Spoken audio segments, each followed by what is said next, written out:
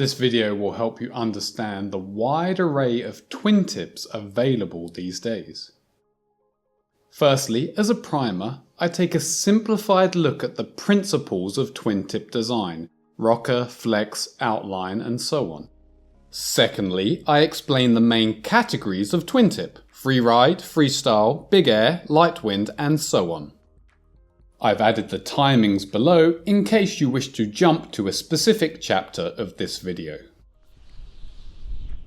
Let's start with rocker. If you look at a board from the side, rocker is the amount of curvature from tip to tip. A board with no rocker would be flat on the ground. A board with more rocker has the tips lifted further off the ground. Rocker has numerous effects on a kiteboard. The big downside of rocker is increased drag. You can see how an extremely rockered board has to plough through the water compared to a flat board. The physics of that are fairly intuitive. The more the nose is curved up, the more the hydrodynamic forces there will tilt backwards. And that means you get a larger drag component. From this simplified diagram, you can also see that rocker changes the center of pressure. On a rockered board, the hydrodynamic forces act nearer the center, whereas on a no-rocker board, the hydrodynamic forces act nearer the tail. This center of pressure shift has a number of knock-on effects. It means a high rocker board can be ridden more two-footed, and a low rocker board is ridden more back-footed. More force on the tip of the tail can be compared to the forces on the flight of an arrow. These forces generally act to make the board match its direction of movement. Therefore, a low rocker board feels more tracked. It feels like it's locked into its path. This makes a low rockered board feel more grippy, but it takes more effort to slide it or swap stance. By comparison, a high rocker board feels less tracked. It's almost effortless to slide it around and switch stance.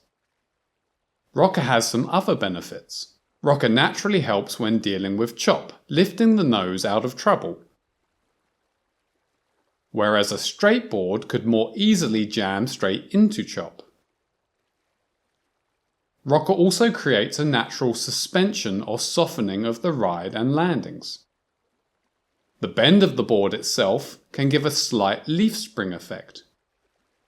Also, the curve of the rocker means that the board doesn't all impact at once. Plus, the raised tips allow the most pressurized water to escape. Whereas a flat board could slap down on the water more abruptly, giving a firmer impact on landings and in chop.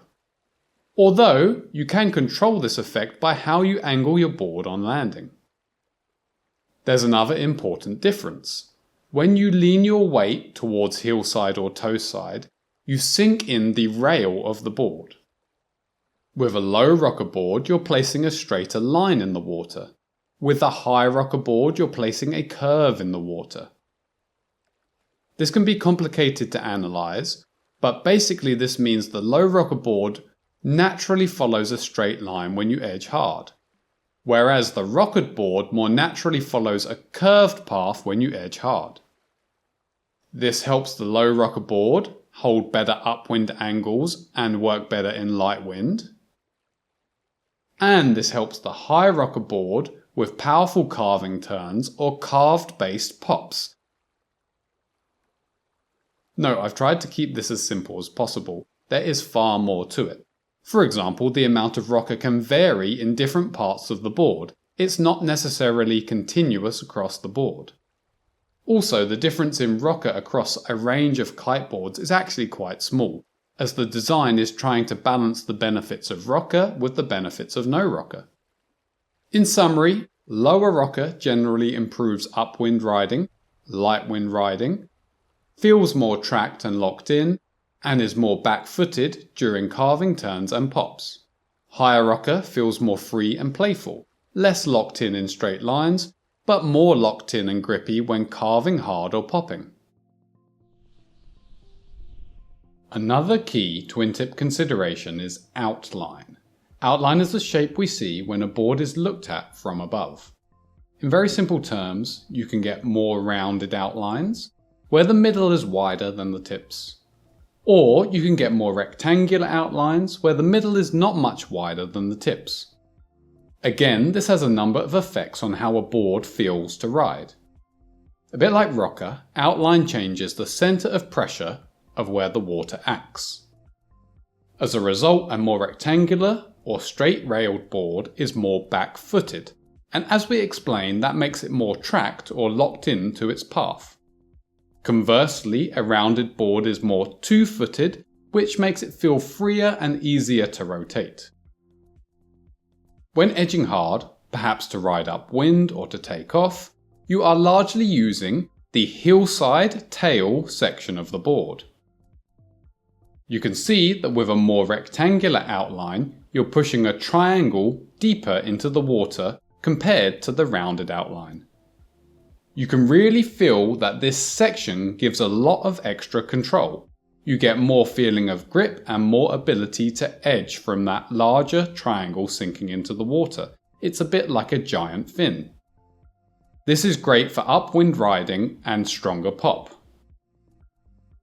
The downside of this thicker tail pushing so much on the water is that it gives a more abrupt ride.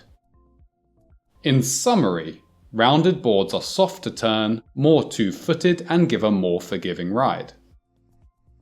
Rectangled boards are better at upwind riding, more grippy and have a firmer ride. How flexible a board is another key criteria. You get boards that are more stiff and boards that are a little more flexible. Generally, some extra flexibility gives a softer, more forgiving, more comfortable ride. Less flexibility gives a firmer ride. However, it also gives more grip when edging really hard. When you're pressing the tail in to pop, it will hold its shape. There are some exceptions. For example, with a higher rocker board, if that's made too flexible, then you lose rocker on landing and the landing becomes more abrupt. There's so much more to this topic. How much flex you'll feel depends a lot on your weight, the materials used in a board's layers, and the thickness of those layers control the flexibility of a board and also the nature of that flexibility. Flexibility varies across the board, known as a flex pattern, and flexibility can be torsional or longitudinal. A worthwhile discussion of all this would be hours long. In summary, a bit more flex generally offers a smoother ride through chop, and a bit less flex offers more grip and control when riding hard. The underside of a board can be flat and featureless, or can have a lot more going on. Building channels into the underside of a board improves its ability to direct the flow of water.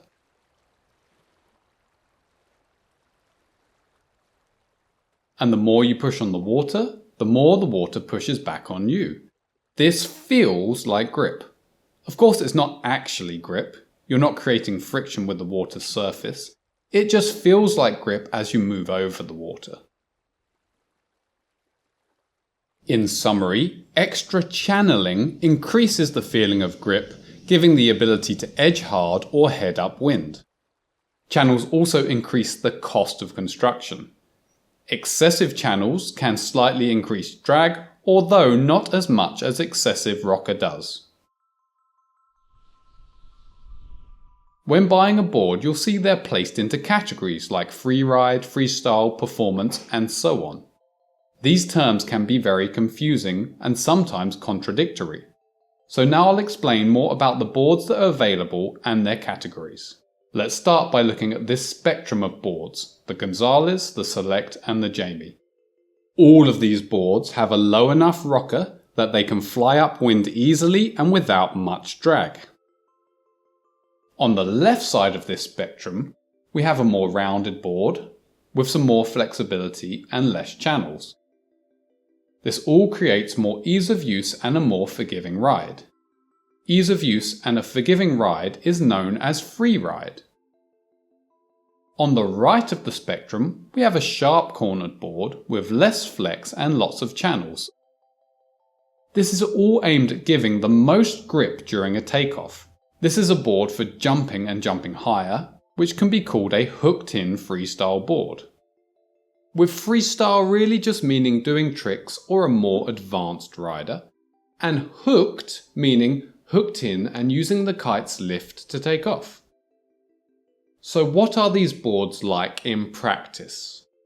In testing, I found the most extreme freeride board very easy to use, of course. Even if I pointed the board the wrong way or used terrible weight distribution, it was still rideable. You didn't feel the chop much through the board. Even though designed for ease of use, you could still launch tricks without a problem. Only when riding much faster or edging harder did you notice a loss in grip or performance. By comparison, the most extreme hooked freestyle board feels like it's on train tracks. It really gives an extra feeling of grip. In that last moment before takeoff, it clings to the water much more than the other boards. The board is less forgiving to ride. You feel every lump in the water, like driving a racing car over potholes. The board will also go where it's aimed, so if you suddenly aim it too far upwind by mistake, you're going to fly off toe side. Because this shape of board naturally gives a firmer ride, the design does include vibration damping materials and a V-keel to help disperse pressurized water during heavy landings. I would say the spectrum of board covers most riders, and the board in the middle, the Select, would suit most riders. With the Select, you don't notice much performance drop compared to the Jamie. Only the top few % of riders pushing really hard would notice the difference in grip. So for most people there's not a noticeable performance difference. However, the Select does have a noticeably more comfortable ride and more forgiving ride than the Jamie. That's why I'd say it's the best average Joe option. Perhaps if you're older and not kiting much and improving much, then you may prefer the Gonzalez board for an even more forgiving ride. Or if you're all about jumping or jumping higher, then you're likely to prefer the Jamie. You will find that many boards have a version built with carbon fibre. Generally, the carbon fibre version of a board will be stiffer and lighter. This gives it a stronger edge under load and a firmer ride quality, so that would tend to shift the carbon version of a board more to the right of this spectrum. Hopefully this spectrum gives you more of an idea what freeride and hooked freestyle mean. Let's look at another group of boards. Confusingly, these boards are all quite different, but depending on who you speak to, these could all be described as freestyle boards. Let's clear up some of that confusion. Freestyle originally meant doing tricks. However, there are totally different styles of kitesurfing tricks and different boards for those styles. Therefore, I'd say it's now a good idea to not use the word freestyle in isolation. Instead, let's start by calling these hooked freestyle and unhooked freestyle boards. As mentioned in the previous section, a hooked freestyle board is designed to head upwind fast and hold a strong edge. An unhooked freestyle board is different. The word unhooked indicates that you've unhooked from your chicken loop, but you don't have to, and that's not the real difference. In practical terms, with an unhooked freestyle board, what that really means is you're launching and landing without much lift or support from the kite. This is what requires a different board design. Primarily, an unhooked freestyle board has more rocker and an outline that's relatively wider in the center than the tips. That means they carve more easily and more powerfully. This helps you use all your strength while carving away from the kite to get whipped into the air. The rocker and outline also help with landings, where you basically drop on the board unsupported by the kite. By comparison, a hooked freestyle board is more designed for landing like a jet, coming in with lots of horizontal speed but not dropping down on the board as much. The outline and rocker of an unhooked freestyle board makes it much smoother when switching stance. This is helpful for many unhooked tricks as they can have extremely fast low rotations. Then you're likely to land spinning and off axis. You'll notice here I've shown two different unhooked freestyle boards. There's the Team Series, which is stiffer and has deep channels. There's the Gambler, which has a fraction more rocker, a bit more flex and no underside channels. These differences mean that the Team Series is more grippy and the Gambler is looser and freer. The idea of having no channels with the grind base means that you can ride over ramps, rails and features that might be bumpy or have ridges. Having no channels and even more rocker gives the Gambler an extremely smooth ride. Of all the boards I tested, it felt the most similar to riding a snowboard in deep powder. It's quite an enjoyable feeling. It was, however, probably the worst board in light wind and most difficult to aim upwind for a beginner or intermediate kiter. On a light wind test day, a 136cm Jamie got riding much more easily than a 143cm Gambler. I would say that these board categories significantly change the size of board that you're going to need. For general use, I'd take a Team Series that's about 4cm longer than a Jamie, or 8cm longer if I'm more focused on unhooking. And with the Gambler, I'd probably want a board that's about 10 to 15cm longer compared to a Jamie. So who would choose which of these freestyle boards? The hooked freestyle board or big air board would work best for someone mainly wanting to jump high, maybe dabbling with the odd unhooked trick but not much more than that. The Jamie is the only board here that would work well for a beginner due to its outstanding grip and light wind riding and upwind riding. This board will help you improve pretty quickly once you get past your basic beginner mistakes. Because you can get away with a smaller size Jamie, plus it's the lightest construction of these boards, that means it's minimalistic, good for travel, feels like less of a handful and is really good for board-off tricks. The Team Series would work well for someone doing quite a lot of unhooking. It could suit someone that wants a board to unhook and also to boost high jumps. It would suit someone doing their unhooking in less than ideal conditions. It would also suit someone wanting much higher and more powerful pops, such as a competitive unhooked freestyler. The Gambler is really for riders who are primarily focused on riding ramps, rails and features, although it can also be used for unhooked freestyle, but I would say only really if you have access to excellent unhooked freestyle conditions, that is to say flat water and fairly strong consistent wind. Let's talk about light wind twin tips. For any board design, the size you opt for has an impact. With the Jamie, for example, if you pick a larger size, then that will help with light wind or riding underpowered. Extra surface area means it will plane over the water with less force. Conversely, if you pick a smaller size, then that's going to help with strong wind and being overpowered. Even with a lot of force from the kite, you can still cut the board into the water and not lose your edge. For example, for an 80 kilo rider, the 139cm version would make a good all-rounder. The 136 would be better for jumping high in very strong wind, and the 142 would make a good light wind board. Light wind specific boards are designed to get you riding in less and less wind. They partly do this by offering larger sizes.